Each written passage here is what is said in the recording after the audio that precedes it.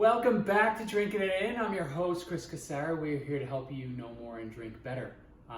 We're continuing our wine basics. We're going with some Barbera. Barbera, an Italian grape, done really well in northern Italy in the areas of Asti and Alba and Nizza. Most of your Barbera is going to have an Italian origin, but Argentina and California do grow some pretty good Barberas, so it's something to watch out for. Barbera, it's obviously a red wine, right? I'm going to pour a little bit of this guy. It's a red wine. It's kind of in the right around the medium weight, right? Low end of the scale, high end of the scale. It's a little above the medium side of the scale. Really easy to drink.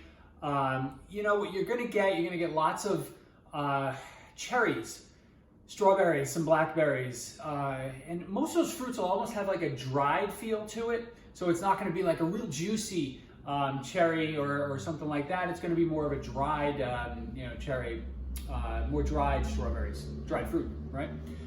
You could get some herbs in there, and in this case, this guy's a Superiore, so that means it's spent a year in oak, so you're going to get some vanilla, some of those oaky characteristics.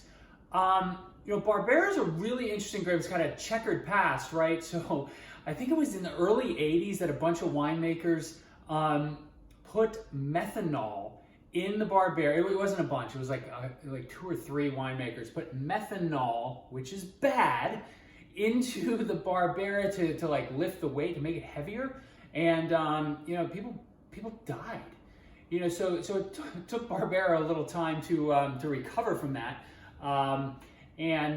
just when you thought they got that squared away and then it was smooth sailing, they run into their I think it's called ESCA, the trunk disease, which usually just dies in the cold weather because of the frost, because the climate is warming, right? The trunk disease, it doesn't die off because they don't always get the temperatures low enough and get a good frost. So the winemakers and farmers are going to have to deal with that in the coming years and obviously into the future.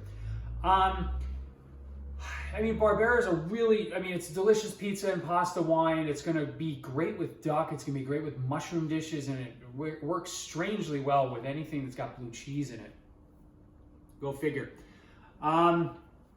Let's give this one a taste. So here, Oddero, 2016, Barbera di Alba, Superiore. If you see Oddero, they have a lot of, they produce Barolos, exquisite Barolos. They're going to be pricey, but if you run across this Barbera, this was amazing last time I tasted it. So we're going to taste it again, see if we have another winner on our hands.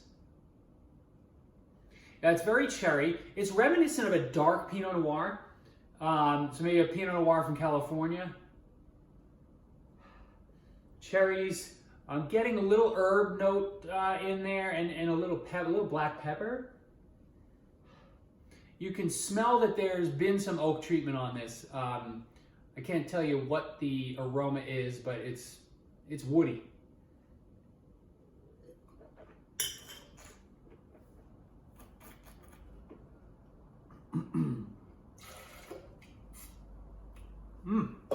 So, this guy is,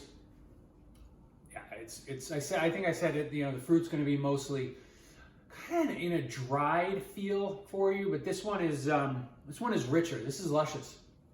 That vanilla, the oaky, I guess the oak treatment now, I'm getting the vanilla notes. So it's kind of like a cherry vanilla ice cream. If you think back in the day, cherry vanilla, man, it was the rage, or at least for Breyers and Friendlies. If you grew up on Long Island in the late 70s and early 80s. This wine is amazing, right? If you see it, buy it, buy a bunch. But in the end, Barbera, you got to be drinking more Barbera, right? If you like Pinot Noir, if you like Beaujolais, you're going to like Barbera, and that's all I have to say about that. I hope you're enjoying these videos as much as I am enjoying making them. And, you know, drop a note in the comments. I mean, you know, positive or negative feedback, but mostly, you know, what other grapes, what other regions, what other drinks you want me to feature. And I'll see you next time. Cheers.